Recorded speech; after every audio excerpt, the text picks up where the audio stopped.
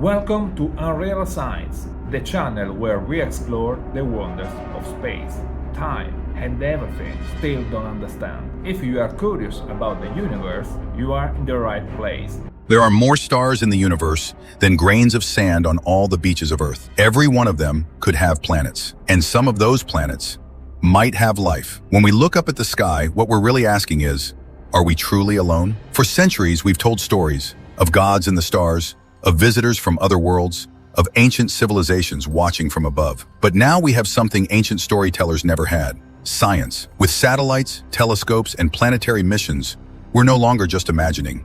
We're searching. And the more we look, the more we realize how little we know. In our galaxy alone, there may be more than 100 billion planets. Some of these planets exist in what scientists call the Goldilocks zone. Not too hot, not too cold, just right for liquid water. That's where life as we know it might begin. Missions like Kepler and TESS have identified thousands of these Earth-like worlds. Now the James Webb Space Telescope is analyzing their atmospheres, looking for oxygen, carbon dioxide, or even methane, gases that on Earth are linked to life. So with all of these possibilities, where is everyone? That's the question physicist Enrico Fermi asked in the 1950s. If the universe is so big and intelligent life is likely to evolve, why haven't we heard from anyone? No ships, no messages, just silence. This question became known as the Fermi Paradox, and it remains one of the greatest mysteries of modern science. There are many possible answers. Some scientists believe we might be the first. Maybe intelligent life is far more rare than we think.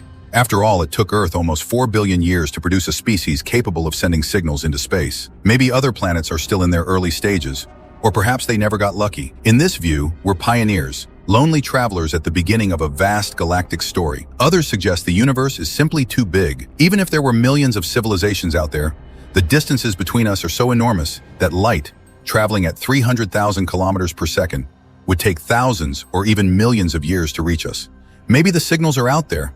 We just haven't waited long enough. Then there are those who believe we are being observed, like animals in a cosmic zoo. This theory, called the zoo hypothesis, suggests that advanced civilizations might be watching us silently, waiting for us to reach a certain level of maturity before making contact. It's an unsettling idea. What if we're being ignored on purpose? Another possibility is more tragic. Maybe intelligent life has a natural tendency to destroy itself.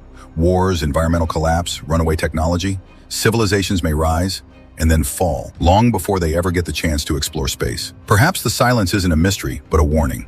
But maybe the problem isn't the civilizations.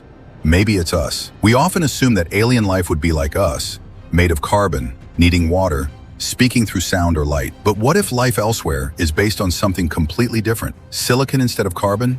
Ammonia instead of water? Life in the clouds of gas giants? Life in magnetic fields, plasma, or quantum substrates? If that's true, we might not even recognize life when we see it. And what if the answer lies not in distant stars, but in our own solar system? Mars once had flowing rivers. Now it's a desert, but frozen water still hides beneath its surface. Jupiter's moon Europa and Saturn's moon Enceladus both have underground oceans. And then there's Titan, where methane rains from orange skies into vast lakes.